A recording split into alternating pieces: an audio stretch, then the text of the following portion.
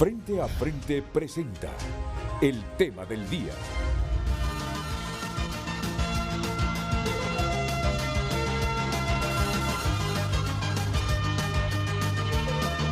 Hola, buenos días, bienvenidos a Frente, una mañana lluviosa en la capital de la República. Necesitamos el agua, necesitamos que llueva, está lloviendo, no va a ser un año lluvioso, una época muy lluvioso, pues alegrarnos con la poca lluvia que cae en este 2023 y en el mes de junio. Miren que ayer evaluamos qué tema era más importante y de interés público para los hondureños. Si esta temática del Congreso Nacional de la República, donde no se sesiona, porque ahí hay un obstáculo, tiene que aprobarse el acta de la sesión anterior que contiene el convenio de adhesión de Honduras a la Corporación Andina de Fomento, pero que no reúne por parte de la Junta Directiva los votos necesarios para aprobar esta acta, y es lo que no se quiere. Es lo que no se quiere.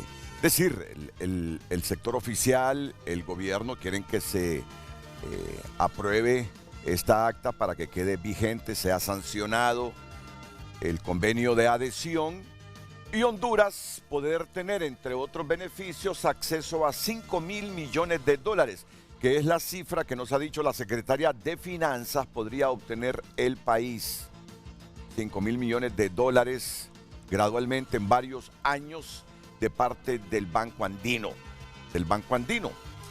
Pero se aprobó el convenio con 66 votos, incluido 13 del Partido Liberal. Lamentablemente, para los intereses del partido en el gobierno, no pueden lograr la aprobación del acta anterior porque los diputados liberales, una buena mayoría de los 13 que votaron a favor del convenio, no quieren aprobar el acta de la sesión pasada, porque dicen que han analizado la temática y que no es conveniente para Honduras. Y entonces ahí está el problema. Y ayer, miércoles, la Junta Directiva convocó para una sesión extraordinaria este jueves, pero resulta que dice la oposición que es ilegal convocar a una sesión extraordinaria porque hablan del artículo 207 de la Constitución y de los artículos 25, 26 del reglamento interno del Congreso de la República, que no son coherentes con la convocatoria a esta sesión extraordinaria realizada por la Junta Directiva. Y ahí está el asunto. Entonces, ¿qué es más importante para Honduras? Yo sé que ambas cosas son importantes. El problema de electricidad y este problema que enfrentan los diputados, un poder del Estado. Pero luego de un análisis dije, ¿es más importante este asunto de la electricidad? Sinceramente, es más importante este asunto de la electricidad. Y si tenemos opción a debatirlo de manera civilizada, constructiva, con las personas entendidas en la materia, mejor nos vamos con el tema eléctrico, porque un país con problemas como los que tenemos nosotros con la electricidad, muy difícilmente puede alcanzar los niveles de prosperidad y de desarrollo que anhelamos todos. Entonces me quedé con el tema de la electricidad. Y para abordar este tema hoy, tenemos aquí al mero mero de la NE y de la Secretaría de Energía, dicho de la manera más popular. Porque pudiésemos debatir quién es el mero mero o la mera mera. Puede ser la presidenta de la Junta Directiva de la NE, pero el ejecutor de las políticas públicas es el gerente. Y aquí está don Eric Tejada, el ingeniero Eric Tejada, a quien saludamos. Bienvenido, ingeniero, es un placer tenerlo en Frente a Frente. Buenos días, Renato, gracias por la invitación, un placer estar siempre acá en tu tan gustado programa. Acompaña al ingeniero Eric Tejada el comisionado, no es que lo acompaña, es que lo invitamos al comisionado de la Comisión Reguladora de Energía, el doctor Wilfredo Flores. Él viene invitado por Frente a Frente, no viene invitado por el gerente de la ANE. Que las cosas queden claras, ¿verdad? Para que el debate sea transparente desde un inicio. ¿Qué tal, ingeniero? ¿Cómo está usted? Bien, muchas gracias por la invitación, Renato. Bueno, está aquí a mi lado izquierdo un experto en temas de energía, que es Kevin Rodríguez. Kevin, ¿cómo está usted? Todo bien, gracias a Dios. Muchas gracias por el espacio, Renato. Un placer siempre y un honor también estar con el comisionado y el gerente. Y bueno, no sé si ya estamos conectados con la presidenta de la Asociación Hondureña de Productores de Energía Eléctrica, Carla Martínez, que se encuentra en Guatemala. Siempre que invitamos a la ingeniera Martínez, siempre está en Guatemala. No me diga que usted vive en Guatemala, ingeniera. No, Renato, la verdad es que no, pero estamos aprendiendo mucho de los mercados aquí. De hecho, vengo de Costa Rica, que justo Costa Rica está haciendo transiciones importantes en su mercado, creando una ley de armonización, aperturando el mercado y haciendo independiente el operador del sistema. Entonces, en general, aprendiendo de la región, pero siempre conectada con el corazón y la mente con Honduras. Está en la capital entonces de Guatemala en este momento. Estoy ahorita en Guatemala. ¿Se ha encontrado con algún apagón ahí en los días que ha estado? No. Es que yo entiendo que Guatemala es el país más avanzado en Centroamérica con este asunto de la energía eléctrica, ¿verdad?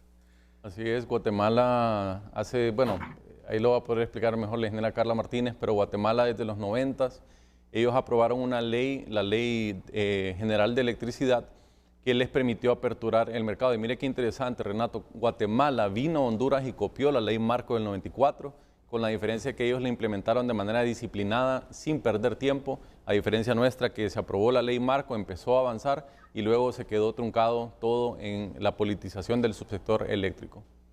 Bueno, y tenemos el título del programa, simple. A nosotros nos gusta simplificar el tema para que participe, para que interactúe la gente y enriquezca el debate y construyamos una buena opinión pública sobre los problemas que tenemos.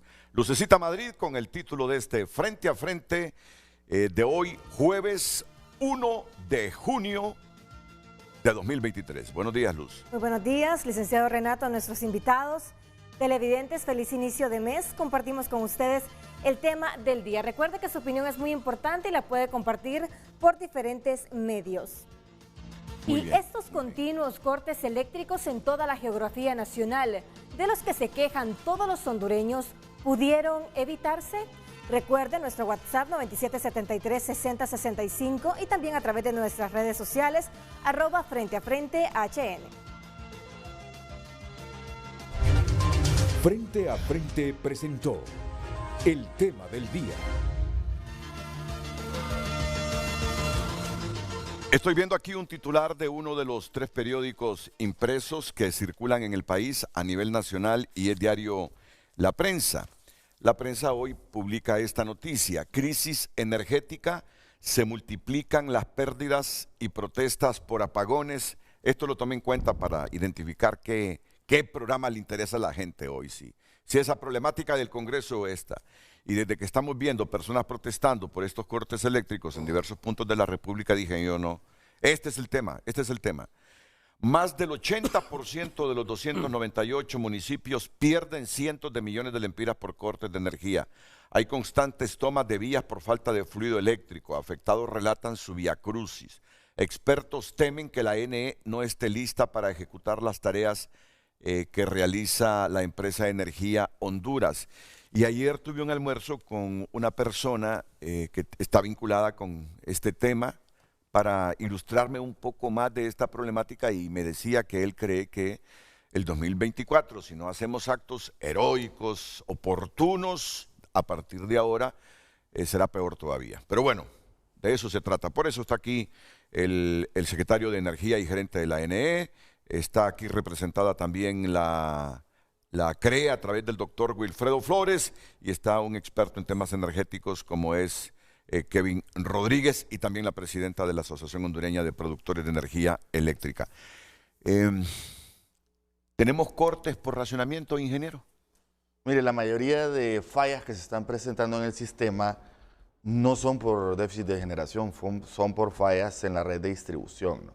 Si nosotros analizamos, por ejemplo, el peor momento que fue la semana pasada, ¿no? Cuando hubo crisis de disponibilidad de energía en el mercado regional, hubo más de 150 megas de plantas públicas y privadas que salieron de línea.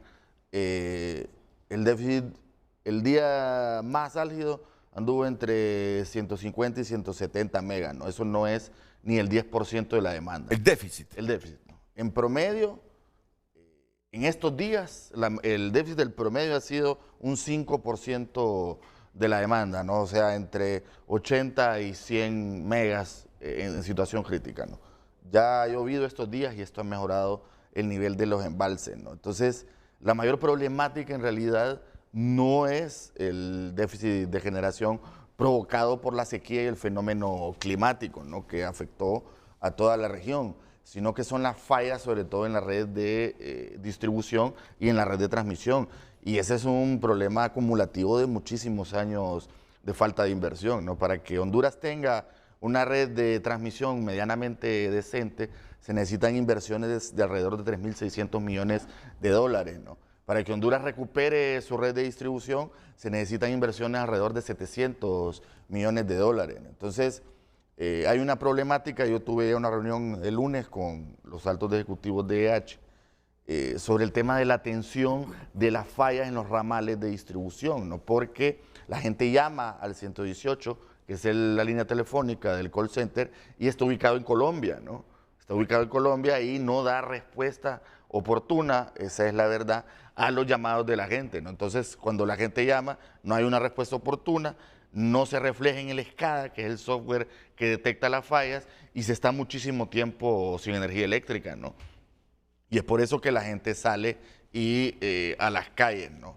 Pero hace unos 2 años, la empresa Energía Honduras tenía como uno de sus puntos claves del éxito, decían ellos, de su gestión en Honduras, el periodo corto de tiempo para arreglar una falla eléctrica. ¿Qué pasó? ¿Se desmoralizaron porque ya va a terminar el contrato por los problemas que han tenido? ¿O qué sucede? Mire, hubo un problema, quiero tratar de ser bastante objetivo en el tema de EH, ¿no? Hubo un problema fundamental y que fue un pleito de accionistas de EH y una escisión de accionistas de EH en algún momento, como el segundo o tercer año de contrato, ¿no? También las pugnas que hubo en el comité técnico del fideicomiso provocaron que no se hicieran las inversiones en tiempo, ¿no? Entonces, ante la falta de inversión, EH está ahora, digamos, en un plan de salida y también ha reducido sus inventarios, ¿no? de materiales. Y su eficiencia administrativa para responder con prontitud los reclamos de la gente cuando hay cortes eléctricos, entre otros factores. Correcto. Cabe decir también que, si somos justos y honestos, también hay fallas en las líneas de transmisión, ¿no? Que tiene que ver con 25 años que no se han hecho inversiones, ¿no? Yo ayer hablaba con el ingeniero Arreaga Yacamán, a quien le mandamos un saludo, uno de los mejores gerentes que ha tenido Lene, y él me decía que el plan de inversión que nosotros proponemos y que estamos ejecutando es el más ambicioso que él ha visto, ¿no? Que en su tiempo hicieron inversiones, pero desde ahí no se volvieron a hacer inversiones. Estamos hablando a finales de los años 90, principios de los 2000, ¿no?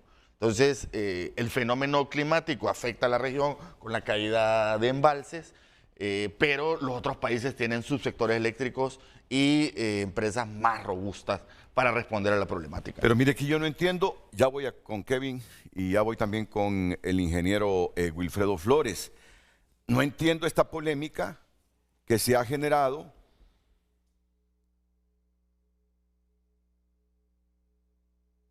Estoy buscando aquí el comunicado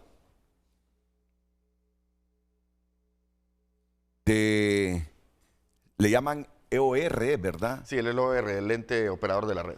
Del ente operador de la red. Regional.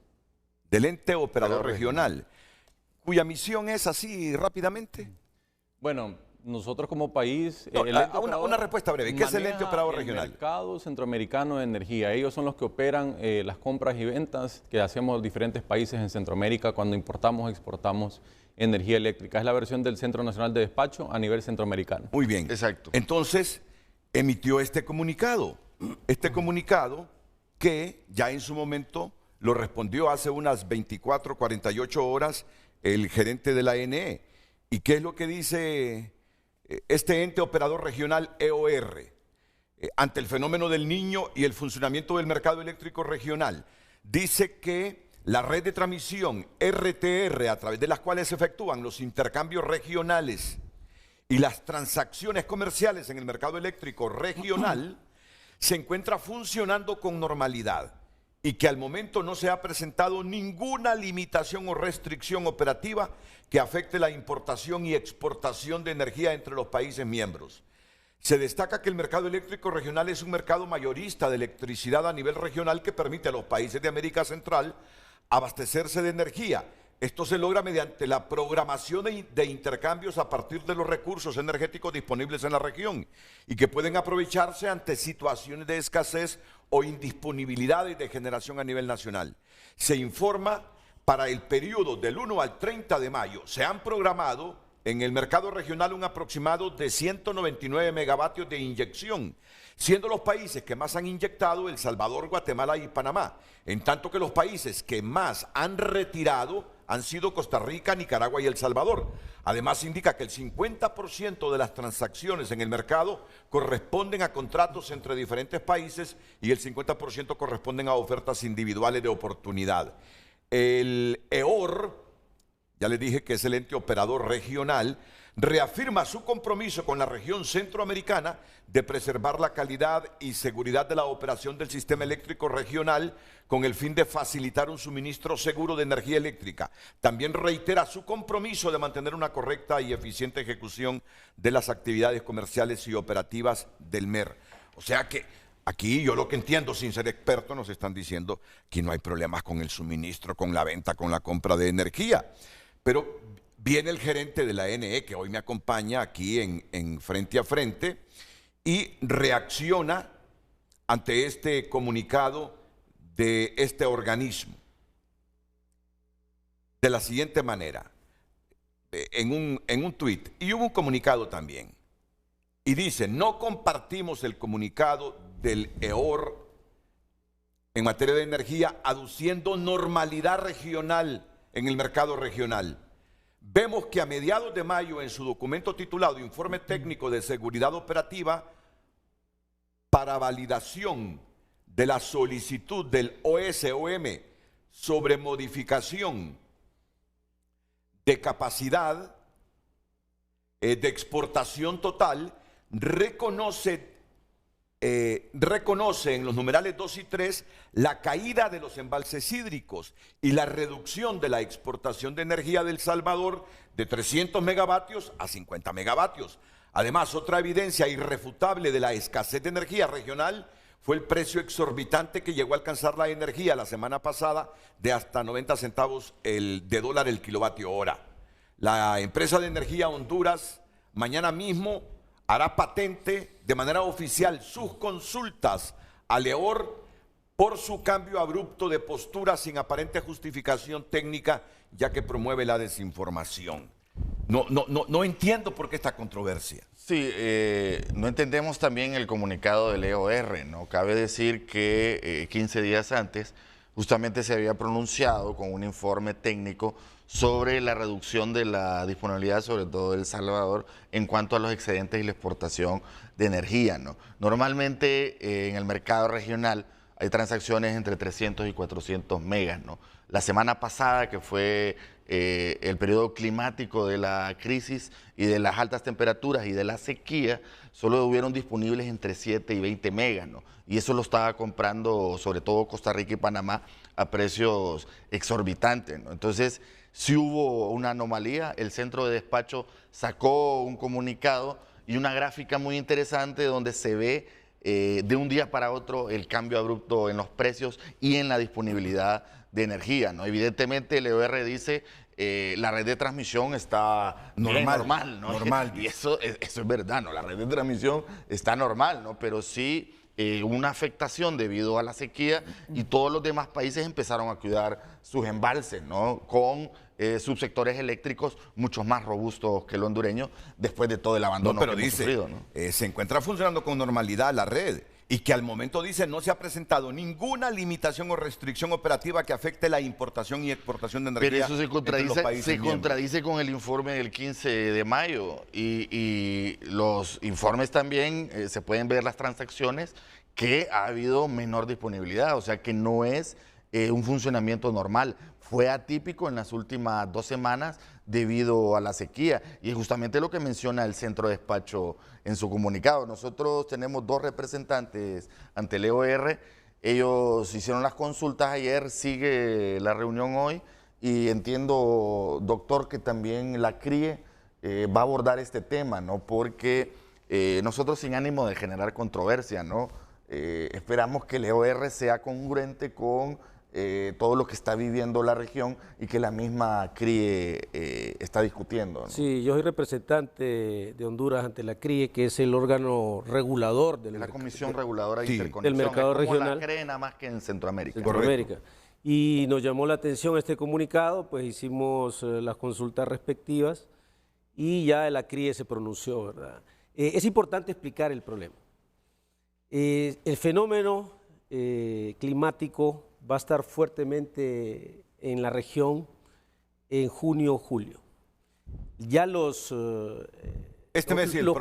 países de la región están preveyendo esta situación. Ante esta situación, entonces, ¿qué han hecho? Guardar su energía. El Salvador y Guatemala no están haciendo transacciones en el mercado regional. Una cosa, hay que explicarlo, una cosa es el sistema eléctrico regional y la otra cosa es el mercado. Del mercado no dice nada ahí, dice el sistema eléctrico regional. El sistema eléctrico está funcionando. Lo único que el mercado se distorsionó, los precios del mercado se distorsionaron porque El Salvador puso esa restricción, ¿verdad?, de máximo 50 megavatios después de estar exportando 180, 200 megavatios a la región. Dijeron, no, vamos a exportar 50 nada más. Obviamente, al limitar la oferta y con una demanda creciente debido al verano, los precios se dispararon. Eso vino pues a limitar las transacciones y desafortunadamente este comunicado pues no hace alusión al problema. Bueno, y en ese debate, en esa controversia, viene un comunicado de la bancada liberal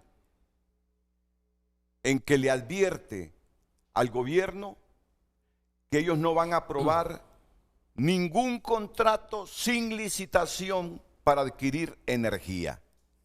Entonces comienza el debate, que cómo es posible que este organismo regional esté diciendo que funciona con normalidad para las transacciones de compra y venta de energía y estemos a las puertas en Honduras de hacer una compra de emergencia sin licitación, y viene el Partido Liberal y dice en un comunicado, nosotros no vamos a aprobar nada que no sea transparente. Y comienza la suspicacia en el tema entonces. Sí, nosotros lamentamos lo del Partido Liberal, que está politizando el tema y quiere llevar agua a su molino, ¿no? Un tema que debe abordarse de forma técnica. Ellos lo están politizando, ¿no? Por ahora, con las medidas que estamos tomando ya, no estamos considerando la compra de emergencia, ¿no? Ahora, viene un fenómeno, todavía queda unos meses y hay que darle respuesta a la población, ¿no? Yo me pregunto si se arruina, se daña un transformador importante en el sistema interconectado nacional y deja sin energía a 650,000 personas, si no cabe hacer una compra de emergencia con transparencia, con veedores, con acompañamiento de la sociedad civil, públicamente esa compra, ¿no? O solo porque el Partido Liberal dice que no hay que hacerlo porque son corruptos los que lo han hecho en el pasado, vamos a dejar mucho tiempo a 650,000 personas sin energía eléctrica, ¿no? Entonces yo les pido que sean serios, ¿no? Que estén acorde al momento histórico que vive el país y que dejen de politizar estos temas que son técnicos, como Kevin sabe, ¿no? Bueno, ya vamos a tener un poquito más de contexto sobre ese comunicado del Partido Liberal. Bueno, Kevin Rodríguez, dice el gerente que el problema aquí que tenemos en Honduras no es tanto porque haya un déficit mayúsculo. Ya voy con ingeniera Carla Martínez, que está en Guatemala. de energía, que el problema son las líneas de transmisión, que en efecto un día de la semana pasada sí tuvimos un déficit de cerca de 10 megavatios. Eso fue lo que dijo. No, hubo el mayor déficit que ha habido en la semana pasada, sí fue como de 170 de 170 megavatios. Que tuvo que ver con 150 megas que no estuvieron por plantas privadas y públicas también, que estuvieron fuera de línea, y un déficit de generación de unos 100 y algo de mega, ¿no? Que es, digamos, el momento más crítico que hubo con la sequía y las altas temperaturas. Bueno, lo están escuchando al gerente de la ANE, plantea que el problema no es tanto de generación de energía, sino de transmisión de esa energía, por lo que ya sabemos, las líneas de transmisión arcaicas, desfasadas o faltan. Me está llamando de urgencia la ingeniera Carla Martínez. Solo permíteme unos segunditos porque quiere intervenir ante lo dicho por el gerente de la ANE y también el comisionado de la CRE, el doctor Wilfredo Flores. Ingeniera Martínez, adelante en Guatemala. Sí, gracias, Renato. A ver, yo solamente quería agregar sobre el tema del EOR. Y es que yo sí creo, y acá justo hemos conversado sobre ese tema, varios guatemaltecos me han preguntado cuál es mi percepción sobre todo lo que pasa en Honduras. Y yo quisiera decir algunos principios. Yo sí creo que, y esto es algo que se puede comprobar con informes, el EOR es un ente que mantiene una transparencia constante en sus informes, está a acceso de toda la población y ahí podemos realmente verificar todo, y eso es importante. Es una institución muy fuerte con órganos de gobierno que ha mantenido una institucionalidad en general muy acertada y muy transparente. Pero sí es verdad que no hay energía y en general en la región hay menos disponibilidad de energía, y yo ahí concuerdo con lo que el ministro está comentando sobre que probablemente en ciertos días y en ciertas situaciones la disponibilidad de energía es menor. ¿Qué es lo importante aquí? Que por eso es que siempre hemos sugerido que Honduras debía tomar acciones sobre el tema de abastecimiento y su propio abastecimiento, porque ante una situación que afecta a toda la región, cada país es el principal responsable y tiene el deber de asegurar ese abastecimiento.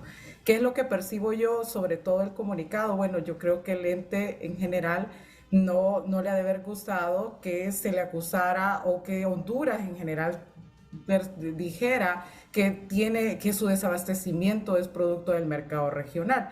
Y aquí en general, ante toda esta situación, yo creo que es importante que haya una institucionalidad. Ya lo comentaba el doctor Wilfredo, que él es representante, y como digno representante de Honduras es importante que pueda llevar en general las discusiones a ese punto y poder estar en la mesa donde se puede opinar y donde se puede en general llevar a soluciones que beneficien a Honduras en general en todo sentido, ¿verdad? Muchas gracias, ingeniera. Ya sabe, cuando usted quiera intervenir, solo interrumpa, no importa quién esté hablando, para darle también dinámica y complementar y enriquecer los juicios. Ya tengo aquí el comunicado del Partido Liberal. Dice el Partido Liberal que viene observando con suma preocupación el desarrollo de un tema de impacto para toda la población hondureña, los apagones programados del suministro eléctrico, problema que afecta directamente a las familias, residenciales, escuelas, centros de salud, administración pública y negocios de todos los tamaños en las 4 esquinas del país y con mayor afectación en la zona norte. La bancada del Partido Liberal apoyó en su momento la reforma energética presentada en el Congreso, lo cual se hizo como parte del papel que el pueblo hondureño nos otorgó de oposición constructiva, apoyando todo aquello que beneficiaría al pueblo. Se votó a favor de la reforma confiando que existía por parte de las autoridades competentes un plan de acción de la estatal eléctrica. Sin embargo, lo que hemos visto es que se han detenido los procesos de nueva inversión privada en el sistema eléctrico, excepto por ciertos procesos que ya estaban en marcha desde hace varios años, tanto por falta de confianza como por limitaciones legales que se pusieron en esa reforma a la Ley General de la Industria Eléctrica. El nombramiento del gerente lleva más de un año de retraso y ha sido conducido por una gerencia interina, al mejor estilo de intervención que se practicó en el gobierno pasado. A todo ello le sumamos que Honduras, al igual que el resto de Centroamérica, está pasando por un ciclo climático complejo, lo cual no fue previsto por las autoridades actuales. Esta bancada del Partido Liberal se opondrá a la aprobación de contratos de emergencia que vengan del Ejecutivo y o de la ANE, sin proceso de licitación pública internacional, sin el acompañamiento y aval del órgano competente y que no se garantice procesos transparentes y beneficios para el pueblo hondureño. Entonces comenzó la suspicacia de la gente, que no estábamos comprándole a Centroamérica en función de que estábamos primando comprar energía sin licitación o hacer un contrato sin licitación. Pero bien, ya usted nos va a profundizar sobre eso. Solo quiero que intervenga ahora Kevin Rodríguez, experto en temas de energía, sobre esta problemática que estamos viviendo y que reconoce la ingeniera Carla Martínez si hay reducción en la generación en este momento, producto del cambio climático y de la época del año. Bueno, nuevamente agradecer el espacio, Renato, un saludo a todo el pueblo hondureño, y voy a empezar con esta reflexión que ya la hice en programas anteriores, que cuando a usted le falla el internet en su casa, usted tiene opciones de cambiar de empresa. Cuando le falla el cable de televisión, usted tiene varias alternativas, pero cuando se queda sin luz, solo estamos con la ENE, a diferencia de otros países en Centroamérica. Pero para hablar de ese tema regional, es importante mencionar lo que realmente no es recomendable que nosotros estemos peleando con un ente que es tan prestigioso y sólido a nivel centroamericano y del que hemos dependido por años. Honduras no es primera vez que está importando energía, no es primera vez que se da escasez de energía en el mercado regional. Hay que mencionarlo también que en el 2019, precisamente por una escasez, por las altas temperaturas, también los precios se encarecieron. El tema de los fenómenos climáticos son cíclicos y eso hay que tenerlo también previsto, pero también hay que ser concreto en algo. Todos los demás países de Centroamérica hicieron su tarea de tener la demanda cubierta más la reserva, por eso es que ellos tienen excedentes para vendernos a nosotros. El mercado regional nunca fue creado para que uno dependa de otro país, y les voy a dar un ejemplo puntual. Honduras importa entre un 10 y un 30% de sus frijoles de Nicaragua, pero ¿qué pasa? Sin Honduras hay sequía.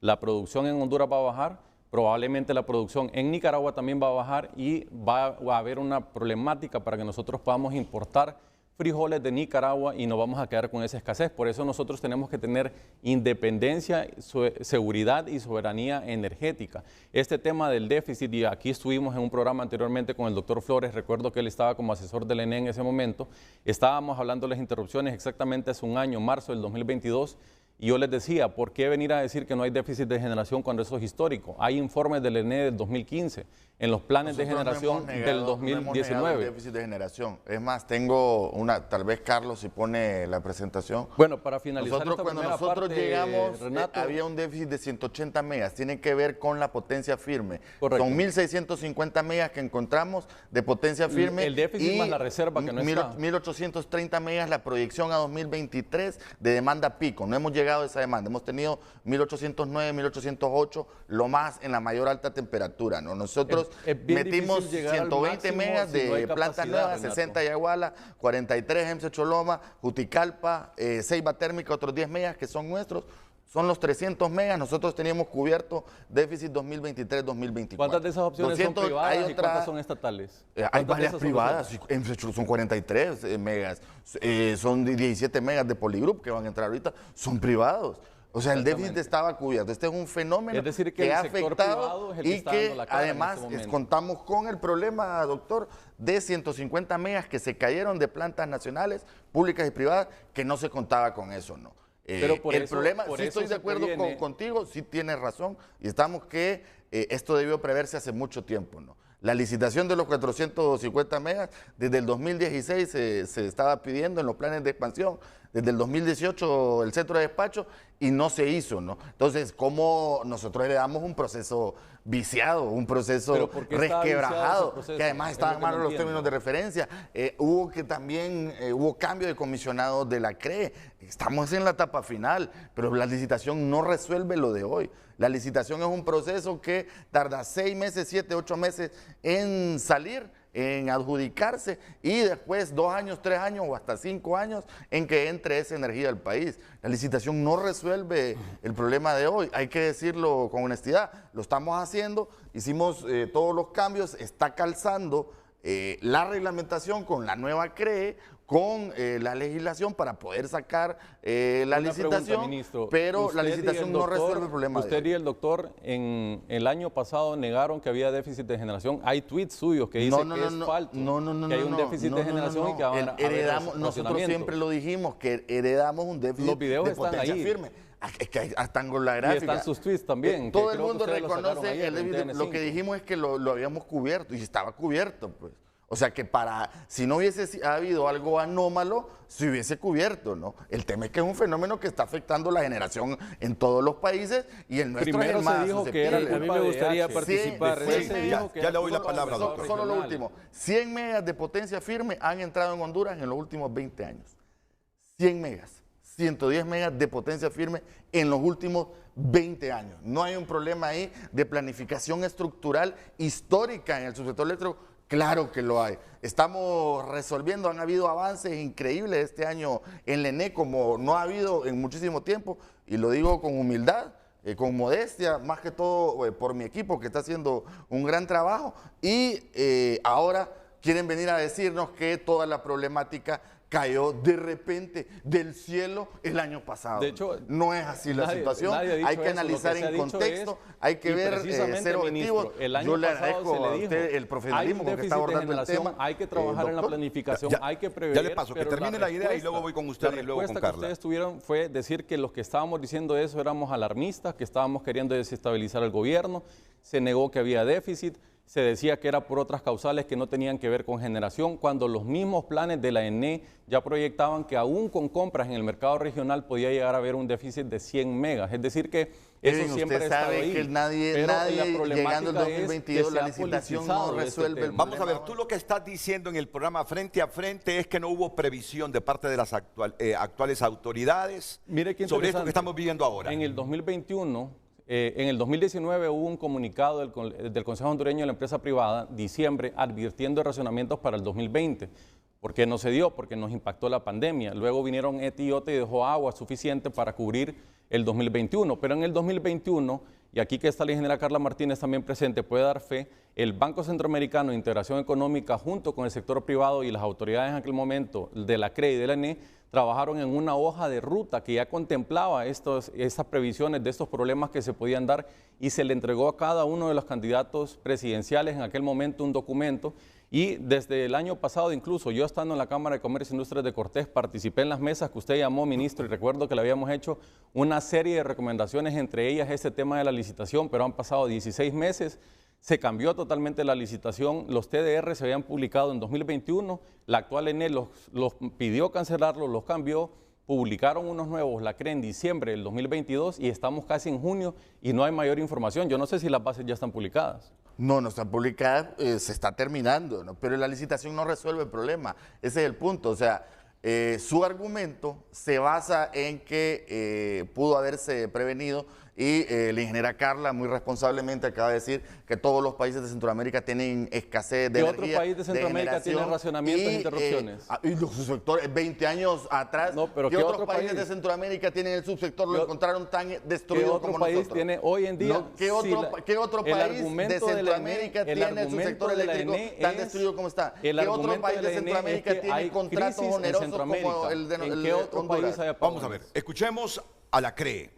Cuando nació la CRE, se nos dijo que era como el cerebro, era el ente inteligente, que era la opción que iba a modernizarnos esto. A mí me interesa saber, entre esta postura que maneja el sector privado, que no hubo previsión de lo que estamos viendo ahora, de los argumentos que tiene el ingeniero Eric Tejada, cuál es la postura que tiene la CRE, y luego escucho a la presidenta de la Asociación Hondureña de Productores de Energía Renovable. Muchas gracias, Renato. La CRE es el ente regulador, no es el cerebro, es el ente regulador, el que pone las reglas del mercado y el que fiscaliza. Recientemente estamos fiscalizando el subsector, algo que nunca se había hecho en el país. ¿Qué está pasando? Hay que ver el problema en todo el contexto. Estábamos en una situación en la cual se encuentra una red de transmisión y de distribución obsoleta. No se hicieron inversiones en transmisión por muchos años, inversiones en transmisión. Se adjudica hoy la inversión en una línea, en un transformador, dentro de 1 o 2 años vamos a tener la obra. No es de un día para otro, como dice Kevin. Yo trabajé en Yo el no he dicho cajón. que es de un día para otro. Pareciera. Pero no lo dije. Yo trabajé en el cajón, yo soy ingeniero de mantenimiento, fui ingeniero de mantenimiento y conozco desde adentro el subsector. Y también estuve en transmisión. O sea, es fácil decir, vamos a ver, el mercado debe funcionar de una u otra manera si lo leo en un libro. Pero ya estando adentro, las cosas cambian. Es la realidad, Kevin. Por otro lado, se encuentra, visitamos el cajón, visitamos con el ministro Cañaveral las plantas del Estado y estaban en pedazos, ¿verdad? Muchas licitaciones detenidas. Ese es el contexto. Eso fue lo que encontramos. Encontramos un mercado cautivo en donde no se hacían compras a nivel regional, se compraban 20 megavatios, 10 megavatios, en ese momento que entró la nueva administración. El mercado en el cual se le obliga a la ENE comprar el producto a nivel nacional, un producto carísimo, y como el operador del sistema estaba fuera del Estado, ya estaba controlado por un grupo público-privado, no se hacían las compras necesarias en el mercado regional. Viene la nueva administración, comienza a utilizar el mercado regional y se viene esta crisis. O sea, esto es una tormenta perfecta, así le llamo yo, en donde falta transmisión, hubieron graves problemas de generación, ya lo dijo el ministro, de generación público-privada, que fallaron, las plantas fallan, ¿ya? Por el uso continuo, etcétera, ¿no? Y se les hace mantenimiento, se les hace overhaul, eso hay que decirlo también. Entonces, esta tormenta perfecta nos viene a impactar justamente cuando tenemos el problema del clima en la región. O sea, no es que no se ha preveído, sí se ha preveído, ¿verdad? Evidentemente tenemos que sacar la licitación de 450 megavatios, que ya va a salir este año, está en la oficina del ENE, pero hay que decirlo, hay que decir la verdad completa, no una verdad parcial. ¿Y usted qué piensa, ingeniera Carla Martínez? Bueno, primero diciendo, lo que yo dije en efecto es que a nivel regional la disponibilidad de energía ha disminuido. Eso no significa que otros países estén presentando desabastecimiento. Es decir, en Centroamérica, Honduras es el único. Pero en general, y viendo todos los temas realmente, aquí el problema es, y yo creo que tenemos que en general respirar un poco, porque estamos hablando de todo el sistema eléctrico y de la salvación de Honduras. Y aquí, en general, tenemos que verlo como algo que nos importa a todos, desde el sector generador, y quiero motivar a que ya no lo veamos como que nos estamos echando la culpa. El sector generador, que ha sido fuertemente acusado por el gobierno, pero que también no ha dejado de generar ningún megavatio, a pesar de pasar meses con deudas y sin pago, aquí estamos siempre respondiendo.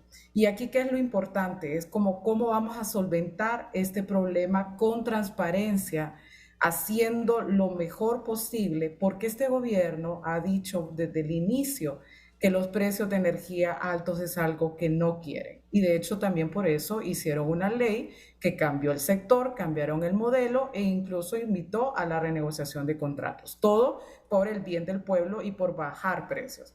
¿Qué es la alarma que se está viendo y que en general en el sector lo estamos percibiendo? Es el hecho de, bueno, esta contratación de emergencia nos va a traer precios caros. Por un lado hay una presión porque ningún hondureño no quiere tener energía, ni el comercio va a salir afectado y eso es una realidad. Pero la pregunta aquí es cómo el gobierno va a hacerlo de manera responsable y no va a verse acusado luego años después, porque lo que hemos visto siempre en el sector generador es que los gobiernos siempre en el momento en el que están se sienten justificados para hacer todas las acciones, ya sean por licitación, ya sea por decreto, ya sea por contrato firme, pero en general o de contratos de emergencia, en el momento todo parece justificado.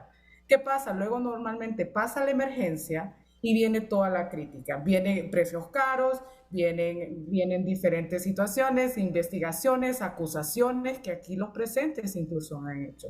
Entonces la pregunta aquí que nos gustaría a nosotros, desde el sector que está operando y sosteniendo actualmente la generación de Honduras es, ¿qué es lo que va a hacer el gobierno, la CRE, el ministro y en general todos para asegurar que va a haber transparencia, que no vamos a estar después aquí en este mismo programa hablando de las compras de emergencias que se hicieron y que no se dieron. Y yo creo que aquí el principio, y por qué nosotros hablamos siempre de licitaciones, estamos conscientes que probablemente que hay tiempos, que hay procesos, pero bueno, ya pasaron 16 meses, si hubiéramos esperado, y siempre por eso sugerimos, como bien decía Kevin, de que desde el inicio esto se fuera viendo, pero ahorita en el presente es qué es los principios de licitaciones que se pueden hacer. Porque cuando hablamos de licitaciones es, bueno, si lo van a hacer de emergencia, ¿van a llamar a varias empresas o solo se va a llamar a una?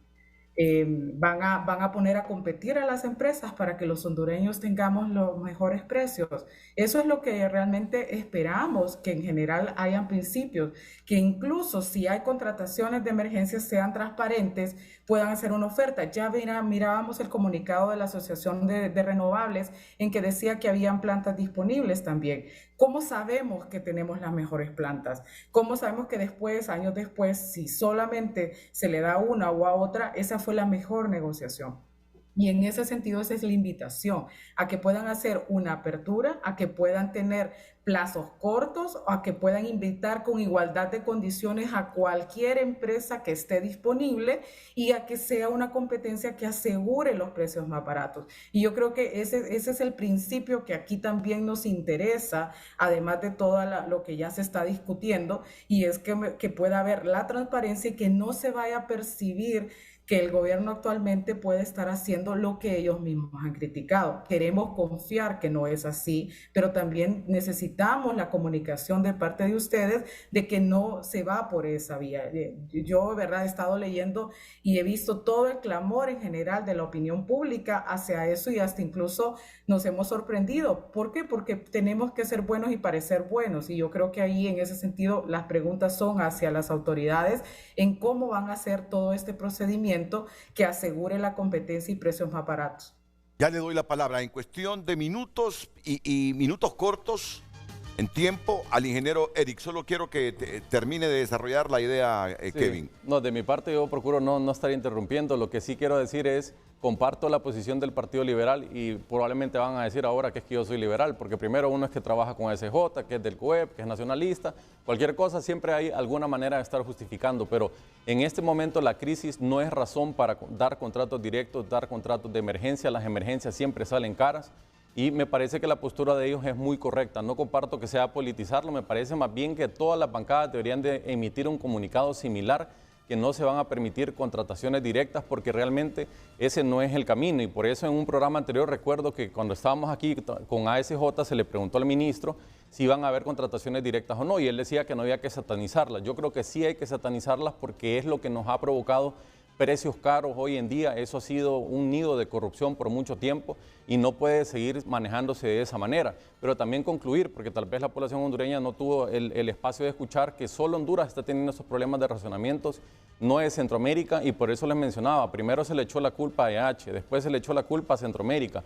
Incluso un funcionario de la ENE dijo, el mercado regional le falló a Honduras. Ahora es que es responsabilidad de Costa Rica, de Guatemala, resolver nuestros problemas internos. Eso a nosotros nos deja en vergüenza internacional estar peleando con estos entes cuando nosotros hemos mantenido una relación muy cordial con todos los demás países. Y también hay que decirlo, es mentira que es primera vez que Honduras compra en el MER. Honduras históricamente desde el 2015 a la fecha en promedio ha comprado 100 megas, 150 megas porque el déficit ha estado siempre existiendo por mucho tiempo. Entonces hay que decirlo que más bien nosotros tenemos que agradecerle al mercado centroamericano que nos ha estado salvando durante todo ese tiempo, y hay que reconocer los problemas para poder encontrar las soluciones de una manera técnica, porque eso es precisamente el objetivo de estar aquí. Como lo mencionaba el ministro, hay muchas opciones de soluciones como plantas industriales que tienen motores que perfectamente le pueden vender a una industria vecina. Si viene una fábrica el día de mañana y va a San Pedro Sula, la ENE lo que le va a vender es, no hay.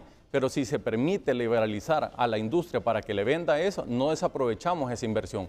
El tema de los paneles solares, que nosotros podamos inyectar a la red de esa manera, la inyección que nosotros hacemos desde nuestras casas, permite que los embalses del Cajón y demás plantas guarden el agua en el día y lo produzcan en la noche. Pero sí es importante decirlo, Renato, esto es una emergencia, lo han dicho alcaldes como el alcalde Omoa, esto es una crisis energética que hay que ponerle la prioridad, debería de ser prioridad nacional en este momento porque usted ya lo presentó. Aquí está la prueba que hay protestas, la población está sufriendo y ya no aguanta más esta situación de interrupciones. Este es el momento para que el gobierno, a través del gerente de la ANE, ministro de Energía, junto a un comisionado de la CRE, despejen de una vez por todas esas dudas que hay en torno a la contratación directa ante un problema serio que tenemos con la energía eléctrica. Después de la pausa, Eric Tejada, gerente de la ANE, ministro de Energía, y el doctor Wilfredo Flores, comisionado de la CRE. ¿Qué es la CRE? Es la Comisión Reguladora de la Energía Eléctrica. Redes Sociales es presentado por La Curazao, Gran Carnaval de Crédito. Aprovecha y ahorra tu bono 14 con más beneficios, ofertas y crédito fácil. Gracias por compartir su opinión a través de redes sociales. Recuerde hacerlo a través de nuestro WhatsApp y a través de @FrenteAFrente_HN. Daniel Flores comparte, claro que pudieron evitarse, siempre evitan licitar a tiempo porque las emergencias son rentables para los gobiernos de turno. Necesitamos gente buena que nos gobierne. Y Calix comparte, la falta de acción ante la escasez prevista desde el 2019 no se debió a la falta de conocimiento, sino más bien a una falta de voluntad o posiblemente a una capacidad gerencial insuficiente. Es sorprendente cómo todos parecen asumir su responsabilidad, excepto aquellos que deberían. José Bermúdez, la ANE la entregaron a una empresa que no dio ningún resultado. En 12 años no hicieron ninguna mejora al sistema energético. Ahora por eso es la sobrecarga en el país. Es una problemática que se arrastra de muchos años atrás, donde no hubo voluntad para poder subsanar ese problema. Jorge Antúnez comparte, buen día, los trabajos en energía son excesivamente caros y esa sería una razón más por la cual necesitaría la ley de justicia tributaria. Recuerde, continúe compartiendo su opinión a través de redes sociales. Redes Sociales fue presentado por La Curazao, Gran Carnaval de Crédito. Aprovecha y ahorra tu bono 14 con más beneficios, ofertas y crédito fácil. Miren, dos panelistas, Kevin Rodríguez y Carla Martínez, he escuchado que han destacado este asunto de las compras directas. Cuidadito, dicen, van a hacer compras directas, amañadas. Porque como la historia de Honduras está salpicada, digo yo, la historia de Honduras y sobre todo la ANE, está salpicada de decisiones corruptas que el Estado a través del órgano judicial no ha sancionado, ya la gente ya se quedó con ese prejuicio. Entonces, hay problemas en la transmisión. Sabemos que sí hay déficit energético, esto es histórico, lo arrastramos desde hace mucho tiempo. Entonces, vuelve la palabra, contrato directo, compras de emergencia. Ante la emergencia no tenemos tiempo de licitar, porque eso nos puede llegar hasta dentro de 4 meses. Entonces volvemos al círculo vicioso y al debate si las cosas se están haciendo o no con transparencia. Si por qué no le compramos al mercado regional, sino que estamos con la opción ahora de la compra directa. ¿Qué mejor que hoy, 1 de julio, que el gerente de la ANE, ministro de Energía, nos hable con toda la claridad si esto es más de lo mismo o van a marcar diferencias en este asunto de la energía eléctrica que tanto dolores de cabeza y déficit fiscal le produce a Honduras.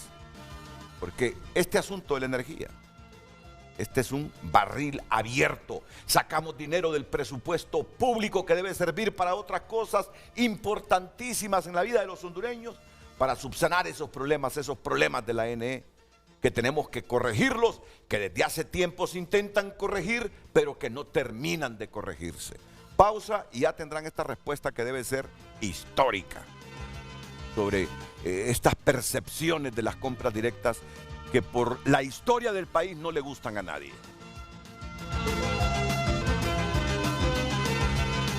Bueno, quiero consignar la muerte de el doctor Haroldo López. Pero, perdón. Es que teníamos una plática sobre el doctor Haroldo López. Es el papá del doctor Haroldo López. Imagínense lo que estaba diciendo yo, no. El doctor Haroldo López está vivo, tranquilo. Me imagino que ya está trabajando en el tórax a esta hora. Ya más tardecito va para su clínica cuando cumpla su horario en el tórax. Pues quiero consignar la muerte del papá de él. Justamente aquí tengo la fotografía de él, en memoria de Haroldo Arturo López Herrera. Si ponemos en pantalla la fotografía, por favor. En memoria de Haroldo Arturo López Herrera, que nació un 15 de febrero de 1935 y murió el mes pasado, hace poco, el 29 de mayo de este año. Los hijos y nietos están invitando a la misa del novenario en la iglesia La Guadalupe a las 5:30 de la tarde, desde hoy, jueves 1 de junio, hasta el viernes 9 de junio. Así que los amigos, los familiares de don Haroldo Arturo López Herrera, que falleció el 29 de mayo, están invitados a las misas de novenario, desde hoy, jueves 1 de junio, hasta el viernes 9 de junio. Solidaridad con el doctor Haroldo López y toda su familia por la muerte de su padre, Haroldo Arturo López Herrera. Bueno, ministro de Energía, señor gerente del ANE, se incorpora al programa el ingeniero Cristian Sanabria, que es gerente de la coordinación técnica del ANE. Ya ha estado aquí en el programa y hoy lo tenemos de nuevo. Muchas gracias por estar aquí. La respuesta que está esperando muchos sectores con este asunto de la supuesta contratación directa que tantos problemas le ha acarreado al Estado de Honduras por la corrupción que ha implicado en la historia esas compras así de emergencia y sin licitación. Sí, bueno, cabe decir que nuestra administración hemos sacado más de 70 licitaciones públicas internacionales y nacionales, ¿no? O sea, la dinámica de esta administración ha sido comprar a través de licitación, ¿no? Yo coincido plenamente con la ingeniera Carla y con Kevin en el tema de la compra directa entendida como que se le compra a una sola empresa, ¿no? Eso no lo vamos a hacer, no lo vamos a hacer bajo cortinas oscuras, tras bambalinas y con opacidad. Hay mecanismos ya. La CRE sacó el 30 de marzo el acuerdo CRE 30-2023, donde justamente hay una norma transitoria para licitaciones simplificadas y para el tema de demanda interrumpible, ¿no? Entonces, la idea es siempre, esperemos, porque hay una situación también, reconocemos que la situación de la red de distribución, de la red de transmisión es calamitosa, ¿no? Y es lo que mencionaba antes, si un transformador de potencia se va y deja a 650,000 personas sin energía eléctrica, hay que hacer una compra de emergencia, pero se puede hacer invitando a varias empresas con veeduría social de actores de la sociedad civil, de manera que haya transparencia en el proceso, ¿no? No vamos a hacer compra directa que dirigida a una empresa, ¿no? No más corrupción de ese tipo, no es nuestro estilo, no ha sido el estilo de esta administración, y ya la CRE ofrece instrumentos mediante norma transitoria para licitaciones abreviadas en tiempo para resolver situaciones de emergencia. Me gustaría que el doctor tal vez, si nos amplía sobre la iba con la normativa. pregunta también. Porque sí, claro, es importante decirle a la población de que este gobierno la imagen del gobierno actual de la presidenta Castro ha cambiado. Cambió el cómo nos ven el resto de los países, el resto de las naciones del globo. Honduras ahora es un país en donde el índice de corrupción ha mejorado. Ayer estaba leyendo una opinión de un empresario nacional en donde ya nos avanza esa noticia. ¿Y por qué está pasando eso? Porque los funcionarios y el gobierno actual trabajan con transparencia. En ese sentido, yo quiero decirle a la población también que como ente regulador, nosotros vamos a supervisar cualquier compra de energía bajo los criterios de transparencia y de veeduría. ¿Con cuánta independencia trabaja? Nosotros somos el ente regulador, el ente dependencias. regulador es independiente. No, es que conceptualmente, teóricamente lo es. Claro, el problema es el ser humano. No, teóricamente, nosotros incluso financieramente somos independientes. Tenemos nuestro propio presupuesto que viene de la tarifa del consumo de energía eléctrica. Así que sí. Es que yo no estoy dudando de usted, ni de ningún comisionado de la CRE, pero el país es así, aunque conceptual, teórica, prácticamente, legalmente tengan independencia hasta en el mismo presupuesto. La política prima y muchas veces... Hay que decir, Renato, que tienen que entender cómo funciona el sector energía. Hay una cabeza de sector que es el Ministerio de Energía, y el subsector eléctrico pues tiene su gerente. Nosotros somos un ente regulador del subsector electricidad para que las cosas funcionen bien. No, pero sí hay independencia porque inclusive hemos tenido algunas controversias con la CRE en algunos temas, claro, ¿no? Y nosotros respetamos la independencia, entendemos que así debe ser y que trate de prime el debate técnico, el debate de altura ante las diferencias, que sí hemos tenido diferencias, ¿no? Y si hacen ese tipo de compras... Estamos hablando de cuántos megavatios y en qué tiempo, don Eric Tejada. Nosotros creemos que con la demanda interrumpible, con las medidas que tenemos en ahorro y con la nueva generación que va a ingresar, que tiene que ver con plantas nuevas que va a ingresar y que están en el mercado de oportunidad ya y que van a recurrir a transacciones que siempre se han hecho, podremos cubrir la emergencia, ¿no? Ahí solo que sucediera algo extraordinario, sería necesario una compra de emergencia. Mayúscula. Y la emergencia, así como la está viendo usted, como la describe, ¿cuántos megavatios implica esta compra así? Podría ser, directo. O sea, el escenario más caótico es que tengamos que salir a comprar unos 120 a 200 megas, ¿no? Así, digamos, en un tiempo corto, relativamente corto, un periodo corto, y necesitamos en ese momento el apoyo de la CRE, de organizaciones de sociedad civil, de veeduría social, para que lo podamos hacer con transparencia. Nosotros esperamos que el fenómeno no azote de forma tan grave a la nación y podamos salir. Ya ayer, el lunes, llovió. Con lo que llovió el lunes, Patuca 3 aumentó 6 centímetros, por ejemplo, su embalse. Ayer anoche llovió. Están mejorando los embalses, la capacidad de los embalses, de las hídricas a filo de agua, se duplicó solo con la lluvia. Entonces esperamos que llueva junio y que la canícula no sea tan extensa, ¿no? Sí, pero los pronósticos nos dicen que junio, julio, usted mismo lo estaba afirmando, van a ser los más críticos. Los más críticos, o sea, no hay que fiarnos de estas lluvias. No hay que fiarnos de estas lluvias. Correcto. Los meses más críticos van a ser junio, julio. Y en el escenario peor que se imagina, porque en este momento usted dice 120 megavatios, una emergencia relativa, pero en el escenario peor, si esta cosa se extiende, porque yo he escuchado a pronosticadores hablar de agosto, inclusive también, ¿de cuánto estaríamos proyectando esas compras directas? No son compras directas, son licitaciones abreviadas, ¿no? Y que están reguladas por el ente, por la CRE. El peor escenario así catastrófico sería que tuviéramos que salir a comprar 200 megas, creo yo, ¿no? Ese sería, o 300. Ese sería ya el escenario catastrófico. Francamente creo que tiene poca probabilidad. Sí decirle a la gente también con transparencia y honestidad que cuando llueve se intensifican fallas tanto en la red de transmisión como de distribución, ¿no?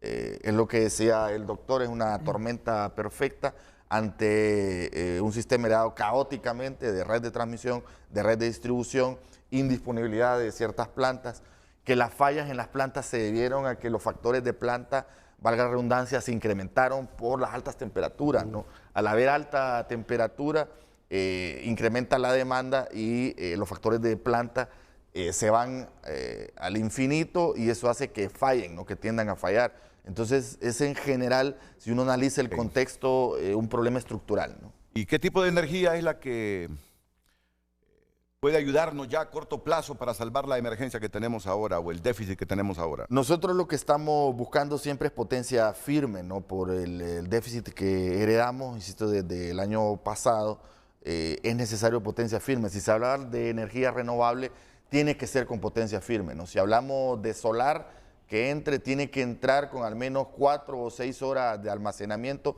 para cubrir demanda pico. Si vamos a hablar de hídrica, que sea con embalse para que pueda proporcionar potencia firme, ¿no? Entonces, es fundamental eso. Y si va a ser también térmica, la idea es que sea lo menos contaminante posible. Estamos hablando de compras ya este mes de junio. No creo que en este mes hagamos compras, probablemente con las medidas que implementemos que tienen que ver con la demanda interrumpible, que ya está la norma transitoria, también con la tarifa horaria estacionaria y con la entrada de nuevas plantas en mercado de oportunidad podamos cubrir el déficit, ¿no? Insisto, salvo que haya una proyección anómala y que realmente sea un escenario, el peor escenario, se consideraría una compra de emergencia bajo las condiciones de transparencia y de que vengan varios oferentes y la supervisión siempre de la CRE. Antes de escuchar a Cristian Sanabria, escucho a Kevin Rodríguez y a Carla Martínez sobre esta información que nos está suministrando el ministro de Energía, gerente de la ANE. Sí, realmente la postura siempre va a ser la misma en que las contrataciones directas y de emergencia no son las correctas. Preocupa hablar que siquiera se esté contemplando, y aquí voy a aprovechar este espacio, Renato, para contestar un comentario que hizo el ministro de Lazar en un programa que yo estuve aquí, que decía cuál ha sido la postura mía en el caso de los contratos en años anteriores. Y voy a aprovechar para responderle que en el 2020, cuando se dieron contratos de emergencia en el gobierno anterior, yo di la cara, yo de frente, sin andar enmascarado, establecí claramente que esos proyectos iban a encarecer la tarifa, y por eso es que la postura siempre ha sido la misma de sociedad civil, que no se pueden dar contratos directos, contratos de emergencia, y en esta ocasión pues va a ser la misma. Ahí no coincido con las autoridades. Realmente aquí lo que tuvo que haber hecho la CRE del año pasado es sancionar al ENE por no cumplir los tiempos de la licitación. Se publicaron los TDRs en diciembre del año pasado y ya llevamos 6 meses y no hay nada publicado. La CRE tiene que actuar si fuera realmente independiente.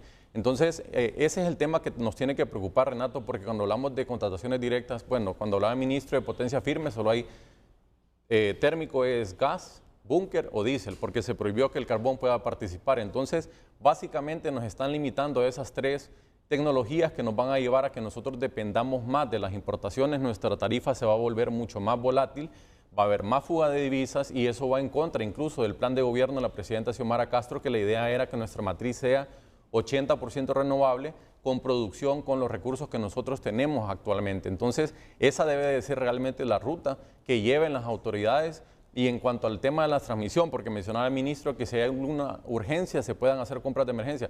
Ya existe una planificación en transmisión, que bueno, aquí al lado está Cristian Sanabria, que también trabajó en esos planes de expansión y se conoce desde hace mucho tiempo, y creo que ahí no debería haber ningún tipo de discrepancia en qué es lo que se tiene que hacer, más que conseguir los fondos para poder invertirlo. Y mencionar algo también, solo para cerrar, los fondos que se están, y aquí realmente es una felicitación, porque los fondos que se obtuvieron en el 2018 fueron con el BID, y eso fue en el gobierno anterior. ¿Por qué se tardó tanto que esos fondos pudieran ser ejecutados? Porque no había una planificación. Esos fondos estaban desde el 2015 y no se habían ejecutado, y nosotros los ejecutamos en tiempo récord. Esos fondos están desde el 2015. La historia es, se obtienen en un periodo de tiempo, tiene que haber planificación, construcción y mejora. Hay 15 estaciones. El BID el 30% de las estaciones del país las empezamos a trabajar desde el año pasado. Las líneas de transmisión ya salieron, están los procesos y ya salieron de algunos, ya se empezó. ¿En qué periodo se San Pedro Sula Sur, 2015. Nosotros no estamos diciendo que el mérito es por el préstamo. Estamos diciendo que esos fondos estaban congelados en 2015 y nosotros los ejecutamos en 6 meses porque no se había... ¿En qué periodo se hizo la planificación de esos planes de transmisión? Eso ya vienen desde antes, pero se están revisando. Por ejemplo, el plan de expansión va en generación va a cambiar. Y el de transmisión la felicitación va a mantener la planificación, porque eso es lo que se tiene que hacer. Estamos de acuerdo, Kevin, totalmente. Igual en el tema de generación, hay una planificación, hay que decirlo también. Los proyectos que deberían de entrar en Honduras deberían de estar incluidos en el plan de generación, porque la idea es que uno eso lo dice la ley. Si hay un proyecto que está en Olancho, tiene que haber una línea de transporte que saque esa energía desde Olancho. Que digamos ese es uno de los problemas que tiene Patuca, que no llega a su máxima capacidad. pero sí, al menos creo que la población hondureña se va a sentir más tranquila si las autoridades aquí presentes se comprometen a que no van a haber compras directas. Hoy estamos a tiempo para que esa licitación ya se dijimos trabaje, que no va a se haber lleve compra las directa. medidas. Compra directa como se hizo el pasado, que se le daba a una empresa bajo opacidad, en cortinas oscuras y tras bambalinas, eso no va a suceder. Usted habla de Eso no va a licitaciones abreviadas. Es la norma transitoria que justamente nos ha permitido la CRE, que sacó el 30 de marzo, el acuerdo de CRE 30-2023, y que ya bajo las condiciones del subsector eléctrico permite licitaciones, o sea que participen varias empresas en este tipo de procesos. Hay muchos rumores sobre una empresa generadora, no sé si por gas, que se está instalando en Villanueva y que la asocian mucho a funcionarios del gobierno. Hábleme realmente de esto con la transparencia con que siempre hemos conversado en este programa con usted. Sí, yo también he recibido videos de instalación de cierta planta, ¿no? Nosotros, cabe decir que oficialmente no hemos autorizado de ninguna forma y que se debe seguir un debido proceso, ¿no? Se debe seguir un debido proceso donde cualquier instalación de generación debe de seguir el plan de expansión, donde hay un análisis por la ENE, donde la Junta Directiva aprueba, donde va al Congreso también y se revisa el contrato o PPA. Y no es así. Pero en efecto, se está instalando una empresa para generar energía a través del gas. No sé, yo recibí un video, pero no sé si es de acá, no sé si es cierto o no. Francamente no estoy al tanto y oficialmente no hemos recibido... ¿Usted sabe algo, ingeniero? No, Doctor, ¿usted? ¿Qué empresa es esta? Porque hablan empresa guatemalteca de capital hondureño, que ni eso pude entender el otro día que recibí información y videos. Sí, yo no tengo conocimiento tampoco, pero ahí es importante que las autoridades aquí también se comprometan, ¿verdad? Que cualquier tipo de situaciones de estas, ellos como autoridad no van a permitir que se den cosas que estén fuera de lo que ya establece la ley. Como dice el ministro Eric Tejada, hay un plan de expansión de la generación que ya establece cuáles son los mecanismos para que pueda haber esa inversión. ¿Tú sabes de esta empresa, Cristian? Bueno, Renato, la verdad que en la reforma que se hizo a la ley de energía, se plantea un término para la rescisión de contratos que no entraron en operación y establece las fechas. No es de extrañar que a estas alturas, que está cerca la rescisión de un montón de contratos de maletín, muchos de ellos pues estén apareciendo ahora, queriendo hacer sus intentos por querer que no les rescindan los contratos y pues en sus intentos desesperados seguramente algunos han de estar moviendo unidades generadoras, turbinas. Otros, como el Tornillito, por ejemplo, están metiendo presión desde la matriz mediática para que se ejecute ese proyecto. Yo la verdad que todos esos movimientos seguramente se deben a ese afán por querer demostrar de que sí tienen un avance de construcción que ordena la ley, que tienen que tener al menos un avance del 20%, y si no tienen un avance del 20%, todos los contratos que no tengan ese avance van a ser rescindidos por la gerencia de la ley. Bueno. Canalíceme con actitud reflexiva toda esta información que los funcionarios y que el debate genera, ingeniera Carla Martínez. Primero, de verdad que el compromiso público es lo importante, porque sospechas, rumores, es algo que todos los ciudadanos, por toda la historia que ha tenido Honduras, siempre estamos teniendo. Así que valoro el diálogo, valoro el debate álgido, con todo el respeto que se ha tenido y sobre todo ese compromiso público. De hecho, gracias Renato por comentar sobre el rumor. Yo creo que de eso se trata, de poner todas las cosas sobre la mesa y poder comentarlo abiertamente y con todo un nivel legal y de técnico, porque aquí es importante y es cuál es todo el proceso y la cadena legal con el cual se van a hacer todas las cosas.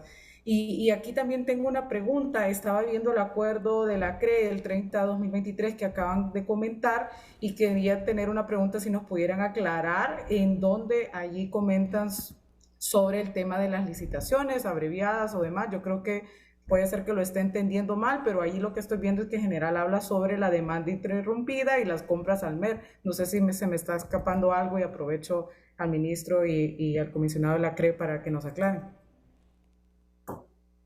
Yo creo que es mejor que el comisionado. Sí, el acuerdo CRE 30-2023 es una normativa que sacamos en la comisión.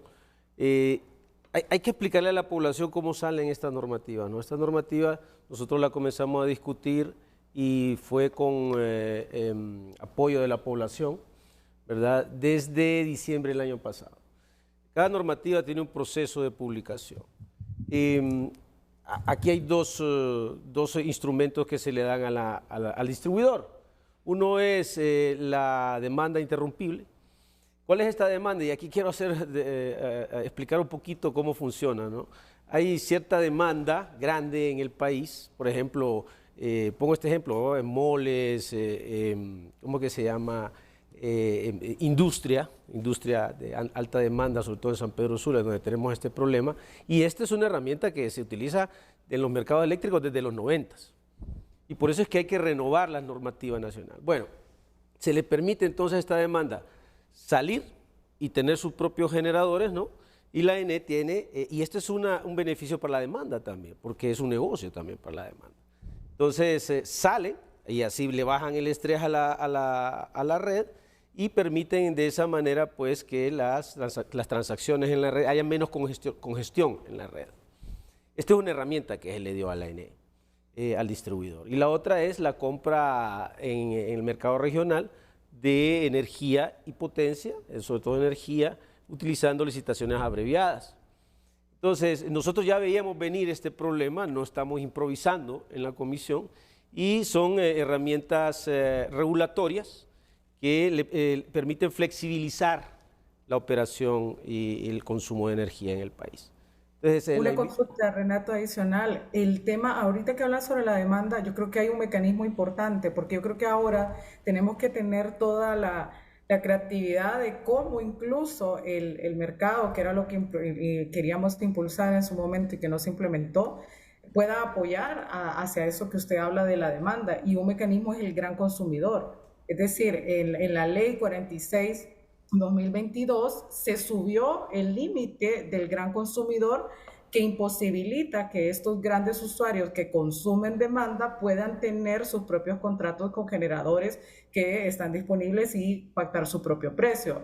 Una consulta allí es que han considerado sobre eso, porque ahora que usted hablaba sobre lo de la demanda interrumpida me hizo recordar, y yo creo que en esta época de déficit eso también puede ser un mecanismo que pueda permitir que los grandes consumidores, tanto como generadores, puedan pactar y no consumir todo el sistema, para que la población de Honduras pueda tener también mayor acceso a la energía. Sí, bueno, en ese sentido hay que decir, ¿verdad?, que se subió el tope de la demanda justamente porque se encuentra a la ENE bien débil, ¿no? Eso por un lado. Por otro lado, pues sí funciona en un mercado bien establecido, digamos, como el mercado guatemalteco, que es añejo, ¿no? No ha tenido todos estos problemas hay que decir, ¿verdad?, que el tema de la transmisión en Guatemala fue bien elaborado. Esa es una cuestión ya histórica. La planificación de transmisión no es cada 2 años, cada 4 años, es una cuestión de 10 años, de 20 años, ¿no? Por las inversiones de alto capital que se dan en la parte del subsector. Entonces, una buena planificación, que no la tuvimos en los años anteriores, nos vino a impactar no solamente en la transmisión, sino también en la generación. Entonces, lo que pasa es que eso está en la ley, Carla. Nosotros trabajamos del reglamento para abajo. Podría ser, yo invito y quiero aprovechar esta oportunidad para invitar al sector privado. Este es un momento en esta problemática energética que es una oportunidad. Miremoslo como una oportunidad para que trabajemos en conjunto para resolver estos problemas. Bueno, sí, solo quiero agregar en ese del sector privado. Yo conversé ayer con Eduardo Facusé, de la Cámara de Comercio e Industrias de Cortés, con el abogado Gustavo Solórzano del COEP.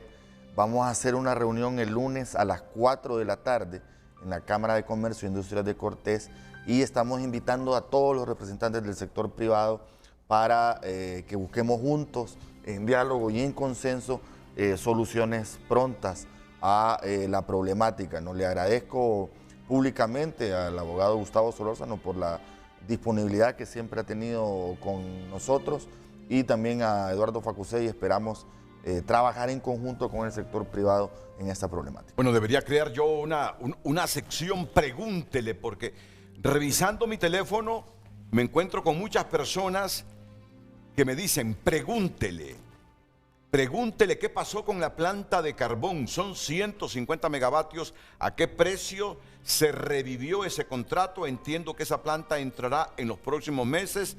¿Quién me sugiere que pregunte? Jesús Mejía, el gerente de la ANE. La respuesta la tendremos en unos minutos. Otro televidente que me dice, se resuelve menos de 3 meses, vienen hasta la subestación, solo conectar red, transmisión, solo es querer, son barcazas, que me está hablando de las barcazas. Otro que me dice, pregúntele, ¿cuándo pagarán? NE debe 11 meses a los generadores. Y así, me dicen otros televidentes, consulte si están considerando la ley de energía privada donde las empresas y población en general producen energía solar y los excedentes se inyectan a la red con un crédito ya establecido por la ANE, creo que tú lo mencionaste. Es una solución en muchos países para no cargar las líneas de distribución.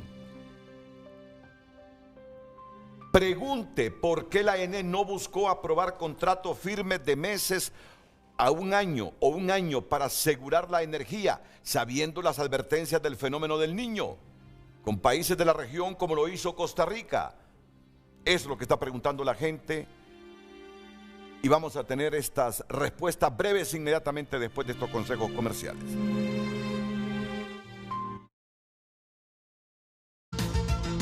Redes Sociales es presentado por La Curazao, Gran Carnaval de Crédito. Aprovecha y ahorra tu bono 14 con más beneficios, ofertas y crédito fácil.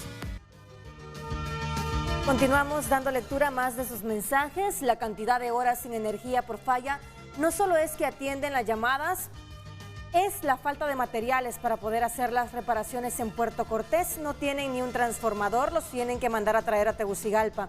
Eso ha sido desde hace años y continúan con esa misma. Si el sistema eléctrico del país se encontró destruido, ¿por qué no hacen las licitaciones y los procesos de mantenimiento? Seguir pataleando que así lo encontraron no es argumento. Si aceptaron el puesto, trabajen y dejen de quejarse, se necesita acción. Más mensajes, damos lectura. Si se pudo haber evitado si hubieran dado los permisos y la ejecución de los proyectos, por ejemplo, la hidroeléctrica del Tornillito no se ha terminado y tiene años de estar en ejecución, también la del Tablón, que desde el 2008 están aprobadas. Y también Los Llanos y Jicatuyo, y esas represas vendrían a ayudar a evitar inundaciones al Valle de Sula. Un mensaje más. Pregunta para esta crisis nacional, ¿ocupan personal calificado? ¿Abrirán espacios a los hondureños que cuenten con el perfil, ya sea técnico o administrativo? Me contesta, por favor, ministro Eric. Quiere la respuesta, si van a contratar personal tecnificado. Y claro, siempre estamos en busca de personal calificado, con altas capacidades técnicas, con gusto, ¿verdad? Siempre hay muchísimos hondureños y hondureñas con capacidades técnicas elevadas y son bienvenidas en la ENE. Yo tenía una consulta, Renato, aprovechando uno de los mensajes que estaba ahí y que Cristian lo mencionó. Cuando yo estuve en la Cámara de Comercio e Industrias de Cortés el año pasado, por las inundaciones, recuerdo que se retomó el tema de Jicatuyo, Llanitos, el Tablón como cortina, pero también el Tornillito. Me llamaba la atención el comentario que hacía Cristian, porque decía que hay una presión mediática para que entre, pero cuando yo reviso, digamos, los planes de expansión, solo habían 3 proyectos que estaban. El Molo es uno, Yaguala, que ya entró en enero, si no me equivoco, y el Tornillito, porque sentí que era como una crítica, o sea, un proyecto que está en plan de expansión y que sería una solución. O sea, yo incluso escribí una nota, porque desde que estoy en la Cámara recuerdo que estaban estos proyectos y la ventaja de estar en el río Lúa. Entonces, no sé, digamos, cuál es la postura que tienen las autoridades con estos proyectos que ya están, no solo estos, sino que muchos otros que venían del plan de expansión de 2019, que recordás eran como 12, 15, que muchos se quedaron en el camino, pero son soluciones reales. Bueno, ya va a responder el Redes ministro. Sociales fue presentado por La Curazao, Gran Carnaval de Crédito. Aprovecha y ahorra tu bono 14 con más beneficios, ofertas y crédito fácil.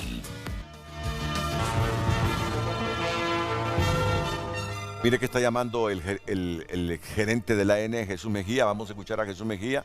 Jesús, adelante. Muy buenos días, Renato. Y saludo a los amigos que están aquí en el panel, a Eric, a Kevin y los demás panelistas. Miren, el sector eléctrico es un sector que no se resuelve de la noche a la mañana. Y lastimosamente estoy viendo en tu programa que están tropezando con las mismas piedras que nosotros tropezamos en el pasado. Y ahí es donde es bueno escuchar la historia del pasado para que no se siga repitiendo. Mira, primero, el tema de planificación es la base de todo. Y ahí es donde hago este llamado a la presidenta, y no es un tema de ataque a Eric para nada, pero debe haber un gerente de tiempo completo en el ENE. Y ahí es donde Eric tiene que decidir si se queda como gerente del ENE o ministro de Energía. Se lo digo como recomendación, porque si no hay alguien presionando todos los días, no van a poder ejecutar la planificación que mencioné Eric hace un rato, que menciona que es la planificación más ambiciosa de la historia. El problema que usted va a encontrar ahí, Eric, es algo muy simple, es el poder del endeudamiento del país. Entonces, viene el gobierno, hace un acuerdo con el Fondo Monetario, primero Dios, y le establece cuál es su capacidad de endeudamiento. Y en base a la capacidad de endeudamiento, el gobierno tiene que decidir cuánto dinero va para acción social, cuánto dinero va para educación, cuánto dinero va para salud, cuánto dinero va para temas de energía, que es el tema prioritario de empresas públicas y que va de la mano con la acción social. Entonces, va a tropezar ahí, porque ahí no le van a dar el dinero para ejecutar ese proyecto, porque va a ser imposible. Y ahí es donde entra el sector privado. Bien, como decía el amigo de la Comisión Reguladora, que le pido disculpas que no tomé su nombre, ellos son los reguladores. Y Wilfredo Flores, el doctor Wilfredo Flores. Al doctor Wilfredo. Lo importante de la regulación es de que se abre el mercado. Y si se abre el mercado, entonces hay que poner las reglas claras para participación en el mismo. Entonces viene la inversión en transmisión, en distribución, y obviamente seguimos con el tema de generación, que ya es más privado que público. Luego, el tema de la parte regional, creo que lo que hace el EOR, que es el ente operador de la red regional, se refiere a que la red esté en perfecto estado. Pero están cometiendo un error que nosotros quisimos corregir en su momento, y aquí me voy a referir en mi periodo, que fue 2016-2019, donde nosotros hacíamos compras anticipadas a lo que era la parte regional. Hacíamos licitaciones y eso ya comprometíamos ciertas plantas a cierto valor para garantizar el siguiente año. Entonces es una recomendación que le doy a toda la administración que hagan compras anticipadas, hagan un proceso de licitación y que los inviten para que ofrezcan. Eso le va a resolver por lo menos el tema de poder reservar en lo que es el EOR el espacio necesario dentro de la red de transmisión para poder jalar esa energía. Miren, las líneas de transmisión en nuestro país no es un tema ahorita, o sea, son líneas de hace 30, 40 años. Yo recuerdo cuando hablamos del tema de San Pedro Sula hasta la parte litoral atlántico, que es una línea 138, que está toda tostada. Y hablamos con algunos privados de ver cómo hacíamos para escalar la 138 a 230, porque eso hace que el costo de la energía se vaya hacia la baja. En la parte litoral se hicieron buenas inversiones, tanto el sector público como el sector privado, y parte de lo que mencionan ahorita. Los Garachi hicieron una inversión referente a Yaguala, que son 63 megas, que es una represa con embalse, entonces se vuelve energía firme en las horas pico y ayuda mucho. Y tipo así, uno ya viendo cómo se iba desarrollando esto, pero tuvimos un impasse como país cuando se dio esta idiota, que se llevó el tornillito. Miren, se llevó el tornillito y era un proyecto que lo estaba liderando Adolfo Larach y perdió, no sé, Renato, 400 millones en esa llena, y el gobierno nunca le dio apoyo. O sea, se les olvidó que este es un solo barco y aquí todos tenemos que trabajar de la mano. Y este no es un tema de este gobierno. Lo que te menciono en este momento fue un tema del gobierno anterior, que no apoyaron al privado que estaba invirtiendo y confiando en Honduras. Ahora, ¿qué es lo que viene?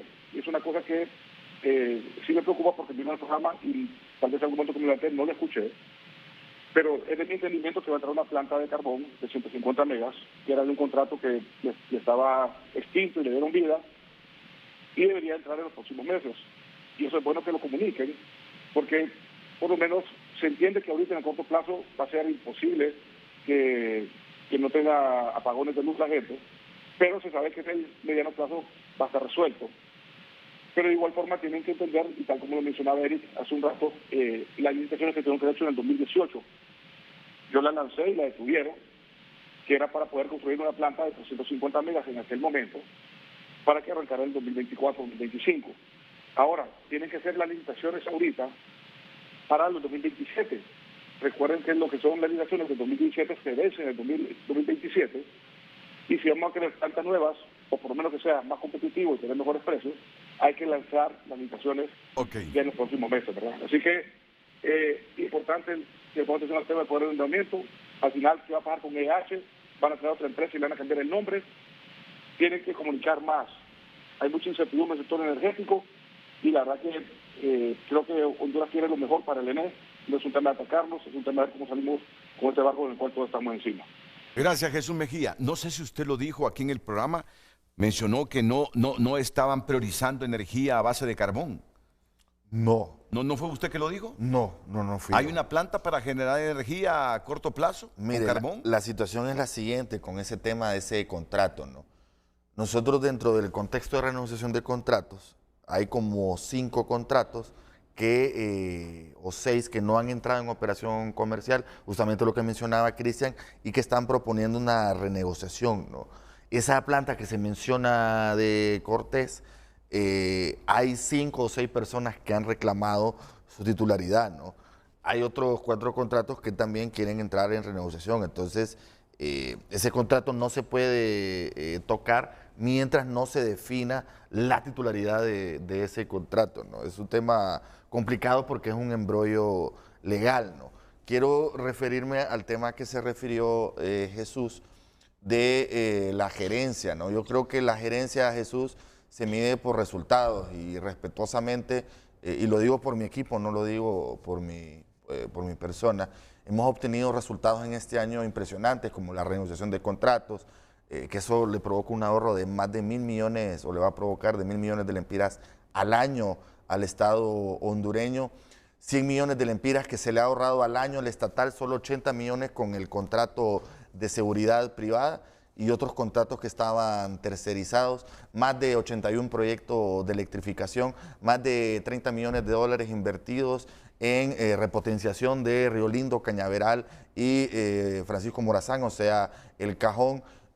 La ejecución de esos o el proceso de ejecución de esos 155 millones de dólares que estaban con el BID, y que son 15 subestaciones en el país, alrededor de 43, 45 subestaciones, y se están remozando totalmente, ¿no? Entonces estamos haciendo las inversiones. Es un proceso doloroso, como estás naciendo un nuevo sistema interconectado nacional, una nueva ENE, y es un parto doloroso.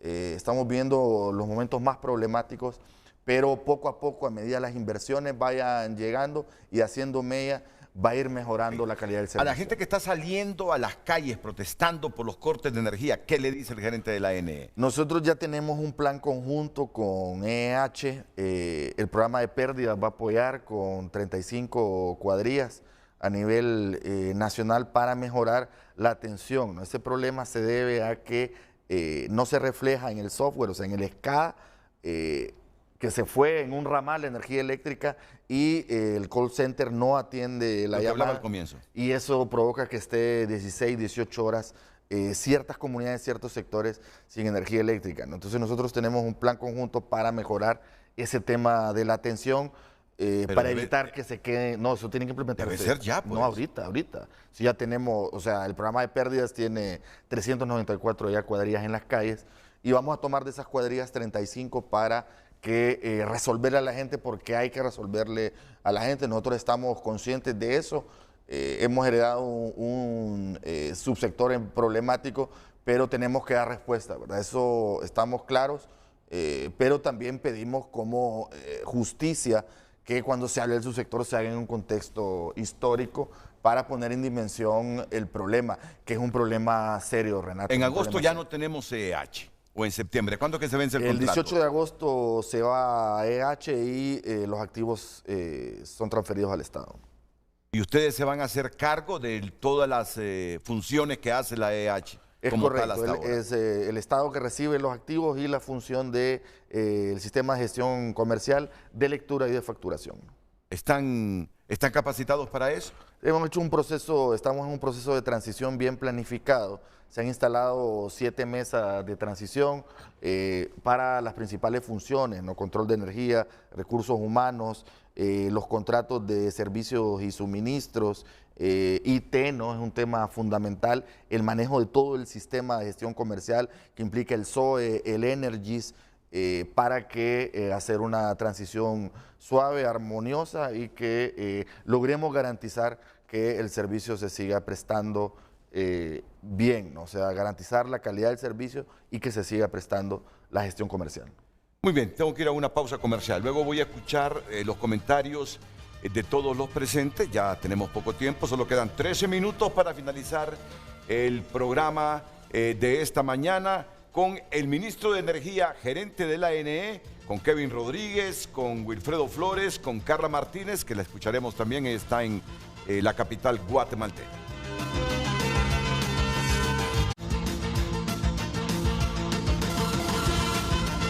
Y se quedó pendiente, ahí están reclamando que cuándo se les va a pagar los 11 meses que le deben los generadores. Creo hay que ver específicamente cuál es. Hay que decir que el 2022 la deuda flotante de la ENE que heredamos era 15.700 millones de lempiras y nosotros la bajamos a 9.700, ¿no? Las facturas del 2022 se pagaron el 87%. Hay alguna mora que sí está pendiente y la estamos cubriendo, ¿no? Lo que sucedió en 2020 y 2021 realmente fue terrible, porque sí, más de 24 facturas se quedaron rezagadas, ¿no?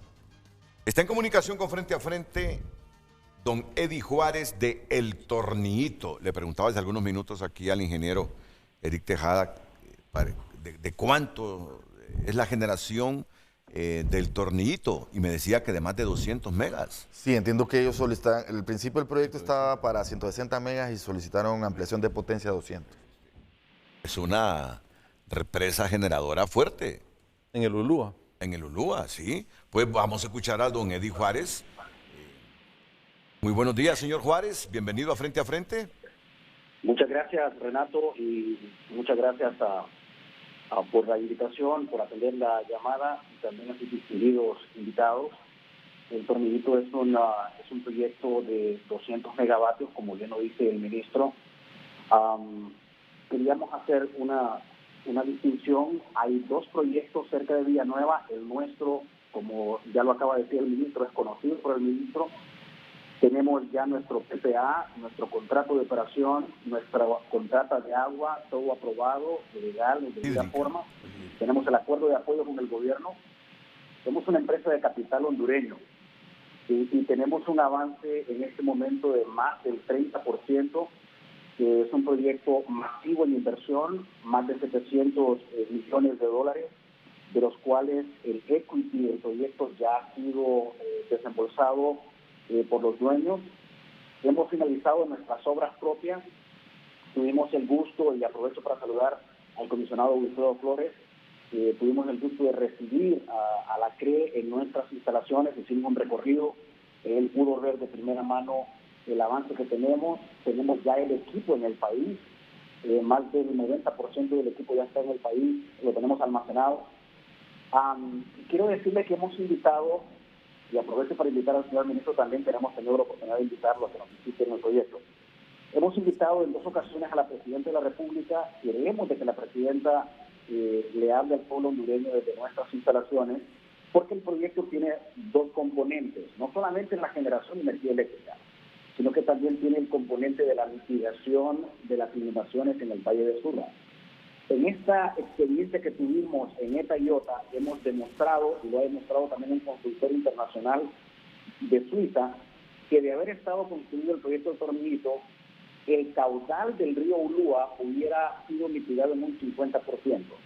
De 14.000 metros cúbicos por segundo, hubiéramos estado descargando 7.000 metros cúbicos por segundo. Las tormentas pequeñas que nos afectan a veces de 4.000, 5.000, 6.000 metros cúbicos por segundo en el Valle de Sula, el proyecto del Tornillito es capaz de mitigarlas y evitar esos picos que causan tantos daños en Progreso, en La Lima, en los bajos del río Ulúa. Entonces, además de la ayuda a la mitigación, realmente nosotros estamos ahora ya detenidos porque ya nos toca ya el préstamo mayor, el préstamo principal. E interesantemente, Renato, yo estoy contento con lo que dijo el ministro que estaba mencionando él de la necesidad de 200 megavatios que nosotros realmente podemos, aprovechando los recursos nuestros, podemos estar generando en los próximos 3 años ya y poner a disposición del pueblo hondureño. Es el momento que el ministro, que el actual gobierno pueda dar un paso adelante y únicamente mostrarnos su visto bueno. Todo lo que estamos requiriendo para nosotros terminar este proyecto es un visto bueno del gobierno. El gobierno comprenda de que es un proyecto país, que es un proyecto que tiene beneficios en el Valle de Sula, en la mitigación de inundaciones, en el tema de la generación de energía, en la generación de empleo de 1.500 a 2.000 empleos directos, en plena construcción e indirectos, más de 15.000 empleos. Entonces, con todos esos beneficios, de los cuales nosotros tenemos un estudio completo que con mucho gusto se lo hacemos llegar a usted, Renato, para que lo pueda analizar. Muy bien. Y aprovechamos para invitarlo también a visitar nuestro proyecto. Con todo este asunto, lo único que estamos pidiendo al gobierno es apoyo. Que nos diga el gobierno, miren, estamos de acuerdo con que ustedes confíen en este proyecto, eso destraba nuestro financiamiento y nosotros empezamos la construcción de las obras. Bueno, una respuesta breve para el señor Juárez. Yo creo que debe revisarse el proyecto y efectivamente también con los llanitos Sijicatuyo. Es un proyecto que podría ayudar en el tema de contención de inundaciones en el río Ulúa, efectivamente, que representa el 80% de los aportes hídricos de inundación en el Valle de Sula, ¿no? Entonces yo creo que también con la CRE debe de revisarse, ¿no? Vamos, que me queda la duda. ¿Y ellos proyectan esta inversión porque estaban seguros que podrían realizar la obra o qué es lo que ha sucedido? Porque hay que revisarse ahora.